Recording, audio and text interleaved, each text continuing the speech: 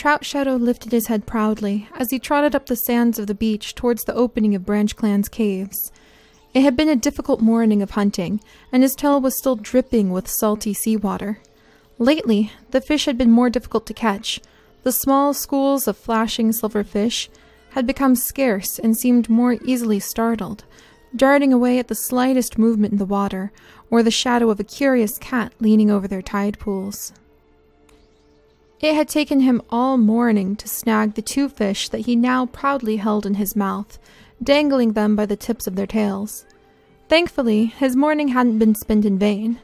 After a lot of waiting, and more than a few empty-pawed jumps into the waters, he had finally been able to catch the fish he had been after, the gentle pink curved body of the kissing gourami that a certain misty-eyed she-cat enjoyed the most as her favorite fish. Not to mention, right before he had caught the kissing gourami, Trout Shadow had managed to get his paws on an odd new fish that he had never seen before. A large black fish with thin fins that smelled extremely interesting. Well, there would be time enough for him to enjoy trying out his mysterious new catch. For now, the tomcat peered into the depths of Branch Clan's main cave with an eager flick of his tail, glancing around for Misty Pond. Hopefully, she would be nearby, and it would be easy to impress her beautiful self with the gift he had gotten for her. Though, of course, he would only be able to get close to her if the certain huge white cat wasn't present. But at this time of day, right after the morning feeding and before the mid-sun sharing of tongues, what were the chances of running into... Bearglow! Trout Shadow yelped, dropping his catches onto the cave floor as he turned and nearly ran straight into the medicine cat. Bearglow narrowed his eyes, a sneer of annoyance flashing across his face, before glancing down at the fish Trout Shadow had dropped. Trout Shadow. Bearglow meowed, rolling the other cat's name out of his mouth as though he found something distasteful. Making yourself useful by bringing in the morning catch for the prey pile, I see. Well, since everyone had already eaten, I thought maybe a snack. Trout Shadow stumbled over his words, feeling his pelt grow hot as the huge white medicine cat flicked his gaze over Trout Shadow's half-dried, sandy pelt. Indeed, Bearglow murmured, his voice flat and unamused. He huffed softly and leaned down to smell the fish that Trout Shadow had dropped. I was kept busy this morning organizing the medicine den. I've not had a chance to eat yet, but thankfully you appeared right in time. Help yourself? Trout Shadow chirped, flashing Bearglow a nervous smile that he hoped covered up his regret at seeing his mysterious new prey be claimed before he had a chance to taste it. A movement of white fur out of the corner of his eye made him sit up straighter, his pelt growing hot again as he realized Misty Pond had appeared and was watching the two curiously from deeper inside the cave. Yes, Trout Shadow repeated, his voice louder, hopefully loud enough for her to overhear. Help yourself, Bearglow. I caught this one just for you. Bearglow cast a dubious glance up at Trout Shadow and narrowed his eyes, but simply huffed softly to himself again and settled in, apparently intent on eating the mysterious black fish right there. Trout Shadow delicately reached one paw out and gently snagged a claw on the fin of the fishing gourami, glancing over his shoulder to see if he could try to sneak over to Misty Pond with it while Bearglow was busy eating. Perhaps it'd be possible to slip behind the boulders, and then... Suddenly, Bearglow let out a terrifying yowl that made the fur on Trout Shadow's body bristle out. Alarmed, the tomcat turned to see the white medicine cat curled up on his side, his body thrashing and arching in painful and terrifying jerks against the cave floor. He let out another series of ear-piercing shrieks of pain that made Trout Shadow stumble back against the rock wall of the cave, his eyes wide and mouth dry with terror. The other cats of Branch Clan appeared almost instantly from the shadows, hissing and spitting as they tried to find the attacker, then letting out yowls of confusion and terror as they watched the white medicine cat thrashing on the cave floor, pained howls echoing terribly in the cave. Beetle! Assassin beetle!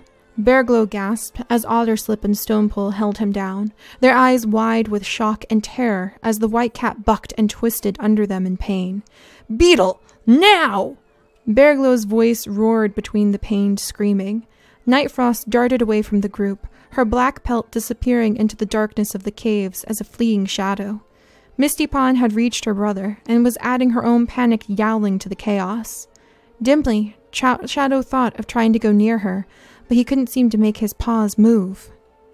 Before Trout Shadow could make up his mind on what to do, Nightfrost was back, an assassin beetle clutched carefully in her mouth, and she dropped it before Bearglow, leaning in close and murmuring to him as she pushed the beetle near him.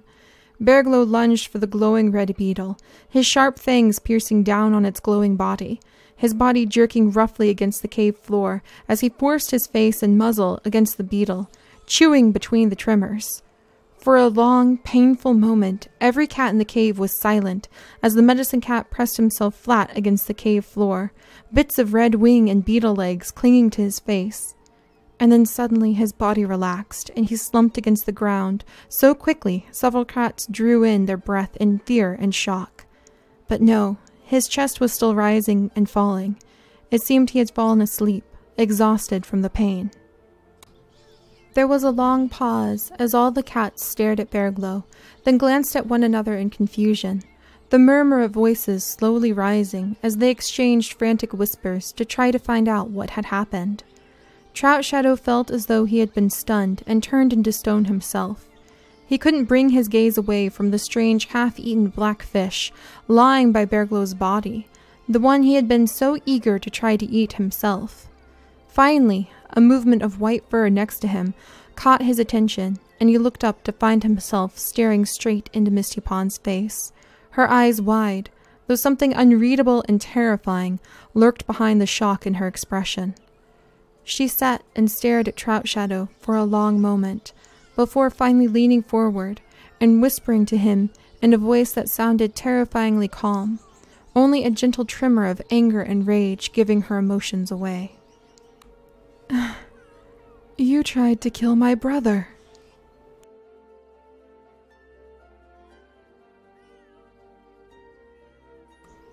It was much later, long into the evening, when Bearglow finally became aware of himself again. The cats had dragged him into his medicine den, and someone, from the smell of it, Nightfrost and Otterslip, had tried to make him comfortable in the large moss bed. Despite his hauntiness, Bearglow was glad to find himself curled up on the fresh, clean moss, and surrounded by the scents of his medicine den, woven together with the moist undertones of ferns and the sharp rustle of dried herbs. His body was still weak with the immense pain that the poison had flooded into his system, and in some dim part of his mind, he noted that he would be best off sleeping for the rest of his day, perhaps the rest of several days. But something had woken him. It took several long moments before Bearglow finally became aware of what that something was, even though she was standing right in front of him. She was terrifyingly still, and could have been carved from the stones of the rock cave around them, and it was only a shift in the light coming through the cave that finally brought her outline jumping out to him. Bearglow drew in a sharp breath as he realized his sister, Misty Pond, was almost immediately in front of him, her eyes wide and unblinking as she stared at him, and her breathing so shallow it was almost as though she were not breathing at all. "Misty Pond?" Bearglow whispered, feeling something very deep suddenly shift within him. Her posture and gaze were far too familiar, almost like... "It's okay," Misty Pond whispered back, her eyes still unblinking. She tilted her head slightly, and a smile flittered across her face, wavering, then finally stayed in place. She let out a long, soft sigh, as though seeing Bearglow move again is what she had been waiting for. "It's okay, Bearglow. Trout Shadow tried to kill you, but he's gone now. I won't let them get you, don't worry. I promise too." Misty Pond sighed softly and slumped forward suddenly, crumpling into a pile in front of him. Bearglow stared down at his sister in shocked silence for quite some time. The fur on his neck and tail bristled fully out without him realizing it. Finally, he dragged himself to the edge of the moss bed and leaned forward, sniffing at the mud and blood on her paws and face. For a long moment, the white medicine cat didn't move at all. Then, Quietly, he laid his head down on his sister's flank and closed his eyes. "I'm sorry." It was perhaps Berglo who whispered the words, though the voice was a younger one full of more pain and heartbreak than had been heard in many, many moons. Quietly, Berglo leaned forward and began to clean away the signs of his sister's fierce loyalty, grooming her fur white once again.